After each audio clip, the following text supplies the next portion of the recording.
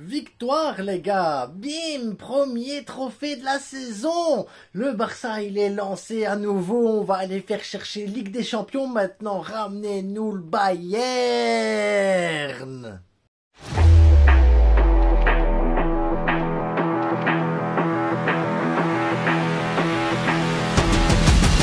Ça fait du bien, ça fait du bien, revoir le Barça à Barcelone, jouer un petit match amical, c'était cool, franchement c'était cool, parce qu'on a pu voir des choses hyper intéressantes, on a pu voir que certaines choses qui pour moi n'avaient pas fonctionné pendant la pré-saison ont été travaillées et ont été améliorées aujourd'hui contre une équipe de Como. Ben, on pourra dire oui, c'est que Como, mais l'air de rien, ils ont mis l'intensité qu'il fallait au début de match, ils ont mis le pressing qu'il fallait au début de match, ils ont parfaitement bien joué les choses. Et ça nous a permis de voir que, bon, les 5 premières minutes, c'est pas du tout notre truc. Nous, on n'aime pas les 5 premières minutes. Faudrait commencer le match directement à la 10e minute, je pense, avec nous, parce que ça fonctionne pas, les débuts de match. Ça ne fonctionne pas. Je sais pas pourquoi. Il y a un concept, on peut pas jouer dès le départ. Mais bon, peu importe, c'est pas grave.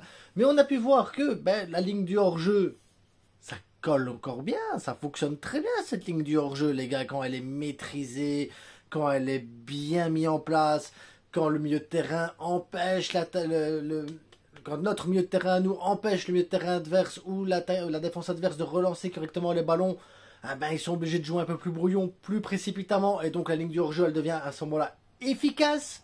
Et c'est ça qu'il faut retenir, ça veut dire que quand ton pressing et ton contre-pressing, il est bon, eh ben forcément ta ligne du hors-jeu est plus facile à maîtriser, plus facile à mettre les joueurs en hors-jeu, et t'annihiles facilement les attaques adverses, parce que je crois qu'il y a eu 6-7 hors-jeu à un moment donné, et c'était consécutif. Je voyais Fabregas sur le côté en train de péter des plombs. Eh ouais, Fabregas, c'est pas facile, c'est pas facile. Donc, on a vraiment eu quelque chose de très bon défensivement là-dessus. On a eu un milieu de terrain qui a fait un pressing vraiment très bien, une attaque qui a fait un pressing intelligent, ça veut dire que par moment, ils perdent la balle, tu vois le contre-pressing, tout qui se resserre, et ensuite, ben, si la défense, elle pose, tu vois que l'attaque, elle descend pour resserrer les lignes avec la défense et le milieu de terrain, donc tu vois vraiment tout qui se compresse, et dès que ça approche le milieu de terrain, automatiquement, les attaquants commencent à sortir avec les milieux de terrain pour justement repousser l'équipe et faire un pressing efficace. Tout simplement un pressing efficace. Donc on a eu droit à un pressing efficace, un contre-pressing efficace, une ligne de hors-jeu respectée, des milieux de terrain qui étaient à leur place, parce qu'aujourd'hui, Frenkie de Jong, toute la pré-saison, je vous ai dit, il joue trop bas, il joue trop bas, il joue trop bas. Aujourd'hui, il a joué 5 mètres plus haut, 5 mètres plus haut, ça change tout. 5 mètres plus haut, ça change tout. Frenkie de Jong, ben, réceptionne les balles, empêche les équipes adverses de jouer au football. Il a le temps de temporiser et de lancer des ballons. Aujourd'hui, j'ai vu Frenkie jouer vers l'avant, j'ai vu Frenkie de Jong casser des trucs, j'ai vu Frenkie de Jong jouer plus rapidement. Pourquoi? Parce qu'il est 5 mètres plus haut et qu'il est directement dans le cœur du jeu et qu'il peut apporter le plus. Aujourd'hui, Frenkie de Jong a été très bon. Oui, aujourd'hui, Frenkie de Jong a été très bon et je préfère le voir plus haut qu'au niveau de Aroro et Koubarsi. Il n'y a pas besoin. Enfin, on va arriver aux individualités défensives après, parce qu'Aroro, il faut qu'on en parle 2 secondes. Mais aujourd'hui, collectivement, j'ai vu quelque chose de très très fort, les gars. Les ailes étaient parfaitement bien occupées, parce que si Rafinha n'était pas sur l'aile, tu voyais Rashford. Si tu voyais pas Rashford, tu voyais Baldé. Ça veut dire que le côté gauche était tout le temps pris par un joueur du Barça. Le côté droit, Lamine Yamal, on va en parler aussi après, parce que Lamine Yamal. Et donc, tu avais ton axe avec Fermin Lopez et Rashford qui prenaient les espaces, les demi-espaces et tout ça. Donc tu avais l'impression d'avoir 2 attaquants plutôt qu'un vrai numéro 10. Et Fermin Lopez, on va en parler tout de suite, lui, tout de suite. Fermin Lopez, il a fait en 30 minutes ce que j'ai pas vu de Dani Olmo sur les 3 derniers matchs. En 30 minutes, il a calmé le jeu. Tac, tac, tac, plié. Petite frappe extérieure du rectangle, pied gauche, pied droit, ça change rien, lui. Arrêter, Lucas, il est bien. Fermin Lopez, il t'explique aujourd'hui. Le gars qui doit être titulaire, c'est moi. Voilà ce que Fermin Lopez explique. Aujourd'hui, si vous vous demandez qui doit être numéro 10, c'est moi. Voilà, c'est tout, c'est clair, c'est net, c'est limpide, les gars. Aujourd'hui, Fermin Lopez, il a posé son ticket et sa place de titulaire au Barça. Point. Et il n'y a plus de discussion à avoir de je monte dans tel train, je monte dans tel train. Oui, mais non. C'est plié, c'est fini. Fermin 10, point barre. Parce que le gars, en dehors de mettre des buts, quand tu vois le pressing, quand tu vois le contre-pressing, quand tu vois comment il lit les espaces, comment il est entre les lignes, son jeu sans ballon, comment il attire les défenseurs dans un endroit pour pouvoir libérer des espaces. Non, le gars, il est trop fort, le gars. Fermine, le gars, en dehors même balle au pied, il est trop fort. Il est trop fort. Son activité, elle est impressionnante et son activité, elle libère tellement d'espace pour tout le monde que c'est impressionnant. Aujourd'hui, Fermin Lopez, impressionnant. Impressionnant, tout simplement. Pedri, bah, Pedri, c'est Pedri. Le gars, il joue en costard, il est trop fort. J'ai plus rien à dire. Moi, sur Pedri, j'ai plus rien à dire. Je suis désolé, j'ai plus rien à dire sur Pedri. J'ai plus rien à dire. Baldé, il a fait ses courses, il a même testé une frappe du pied droit, là. Bon, il faut qu'il travaille ses frappes du pied droit, Baldé. Par contre, ouais, travaille tes frappes, j'ai envie de te dire. Mais collectivement, aujourd'hui, j'ai vu quelque chose de beaucoup plus solide, beaucoup plus cohérent. J'ai vu une meilleure lecture des espaces. J'ai vu Rashford, Rafinha, Lamine Yamal combiner les uns avec les autres. Je les ai vus intervertir leur position. Je les ai vus communiquer ensemble. Je les ai vus rigoler ensemble. Ils ont bien rigolé. Ils se sont cherchés. Ça fait du bien parce que tu vois que l'ambiance elle est bonne aussi sur le terrain. Tu vois que l'ambiance elle est bonne en dehors du terrain. Tu vois que les joueurs, il n'y a pas de souci. Tu le vois. Ils ont le sourire, ils ont la banane. Ils sont contents d'être là. Ils sont contents de jouer. Et ça m'a fait du bien, les gars. Ça m'a fait du bien. Après, deuxième mi-temps, plein de changements, plein de trucs, et tout ça, il a fallu, voilà. Ça, normal, j'ai envie de vous dire normal. Aroro, pour moi, était le point faible aujourd'hui. Désolé, je sais que c'est facile de dire Aroro, mais pas Aroro sur le placement. Aroro sur les balles, les gars, les balles. Les sorties de balles, les ballons là-bas, ou alors il sait pas faire une passe à côté, ou il prend des risques, tu sais pas pourquoi, il se fait dribbler dans le rectangle, tu sais pas pourquoi. Heureusement derrière t'as un gardien, les gars. Heureusement derrière t'as un gardien, parce que le gardien aujourd'hui frappe cadré, arrêté. Les longs ballons, il savait les jouer. Les ballons courts, il savait les jouer. Il savait temporiser. Juan Garcia, les ballons en l'air, il va les chercher. Les sorties dans les pieds des adversaires, il va le faire. Il n'y a pas de penalty. Enfin, le gars aujourd'hui, Juan Garcia, t'as regardé. T'as vu la panoplie complète du gardien. C'est bon.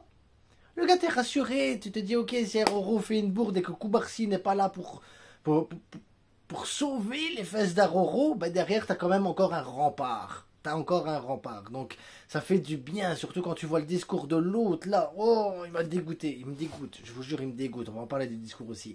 Mais Juan Garcia, aujourd'hui, a sécurisé toute la défense du Barça. Et ça fait du bien, parce que tu te dis l'équipe adverse, elle va tirer, mais tu t'en fous.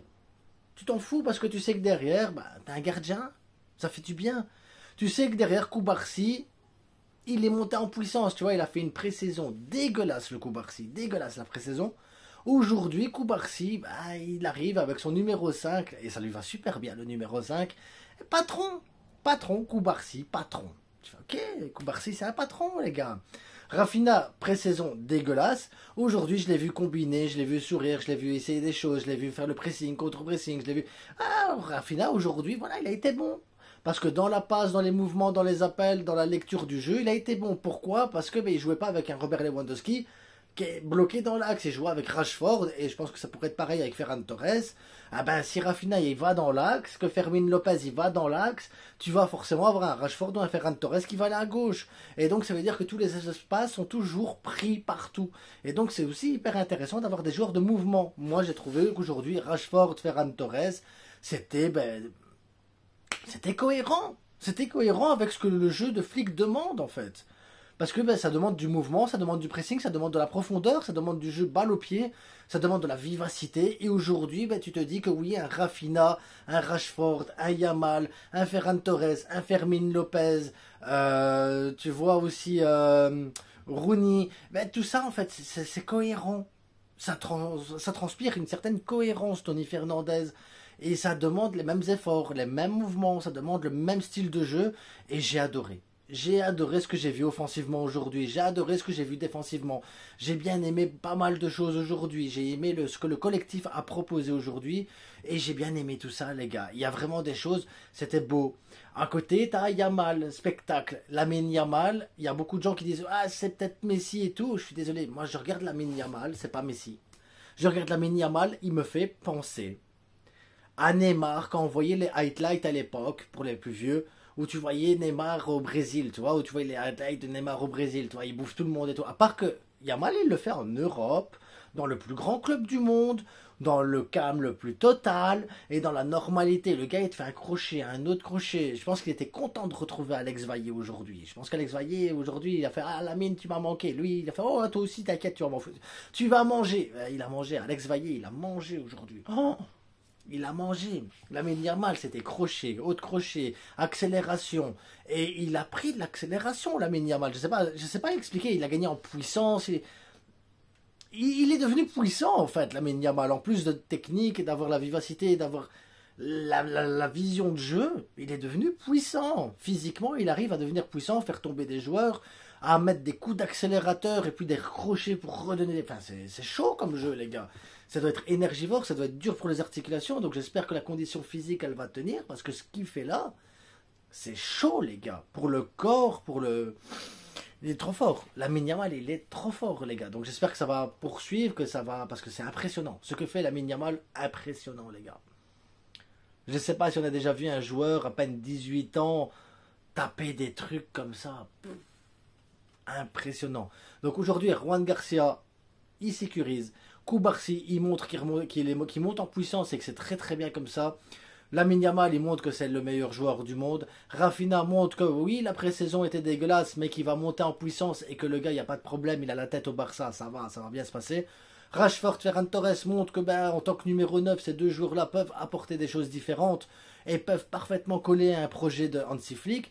Fermin Lopez aujourd'hui montre que c'est lui le numéro 10, point, il n'y a pas de discussion derrière à avoir. Pedri, Frenkie ont montré que voilà, c'est des patrons à partir du moment où ça joue un peu plus haut. Ils sont très très bons là-dedans. Et derrière, tu as les concurrents qui arrivent, les Casado, les Gavi. Ça va faire bouger la concurrence. Tu vois que derrière le poste de numéro 9, ça va faire bouger la concurrence. Tu vois que Garcia, il a fait son match et qu'à côté Koundé, il n'avait pas envie de jouer. Donc tu te rends compte que tu peux peut-être avoir une alternative avec Garcia qui a été très bon aussi. Geoffrey Torrent qui a joué quelques minutes, tu vois que il y a plein de choses qui sont positives en fait sur ce match et tu sens que le Barça, tu lui laisses un peu d'espace, il en profite et il sait ce qu'il doit faire avec la balle. On est sur la continuité. C'est ça qui est fort en fait. On est sur une continuité. La saison passée, on était sur la création de quelque chose, on était sur un nouveau Barça, un nouveau système, une nouvelle philosophie, une nouvelle façon de jouer au football, une nouvelle façon de prendre les espaces, de les lire, de comprendre le jeu, d'analyser certaines choses. Et aujourd'hui, ce Barça est en train d'améliorer ce qu'il a créé la saison passée. Ça veut dire qu'on est dans une phase d'amélioration, dans une phase où on va devenir plus fort. Donc si la saison passée, vous avez pris du plaisir avec ce Barça, sachez que cette saison, ça va être mieux. Moi, je le sens, ça va être vachement mieux, les gars. On a beaucoup plus de complémentarité là-dessus. Et ça se sent. Ça se sent que l'équipe, elle est quand même vachement soudée. Sur le terrain, tu avais les sourires. Tu voyais les calling breaks, les gens ils rigolaient entre eux. Tu voyais le discours de Ter Stegen, les gens ils tiraient tous la gueule sur Ter Stegen. Donc ça veut dire qu'il y a une union dans cette équipe. Il n'y a pas de séparation ni rien. Il y a vraiment une union dans l'équipe. Et les gens ils sont tous les uns avec les autres. Et ça fait plaisir les gars. Petit hommage à Sergi Roberto. Ça a fait plaisir de le voir aussi à nouveau sur le terrain. Oui, j'aime bien Sergi Roberto. Je sais pas vous, mais moi je l'aime bien. En tout cas, encore mieux maintenant qu'il est plus là. Mais déjà quand il était au Barça, je l'aimais vraiment très très bien. Et ça fait plaisir de le revoir un peu au Barça, ça fait plaisir de revoir Fabregas aussi, Alex Vaillé, ça a surtout fait plaisir à Lamine Yamal aujourd'hui. Mais voilà, un match qui a fait du bien, qui lance la saison maintenant et on va pouvoir préparer la saison correctement. Donc les vidéos, elles vont s'enchaîner. Moi, c'est fini la pause, les gars. Donc attendez-vous à voir des vidéos et des vidéos et des vidéos parce que maintenant, on y va. On se lance les gars. Si vous voulez des maillots, vestierstore.com, il y aura bientôt un concours, donc tenez-vous au courant. Et à très vite les gars. N'oubliez pas le plus important, c'est que du foot. Ciao.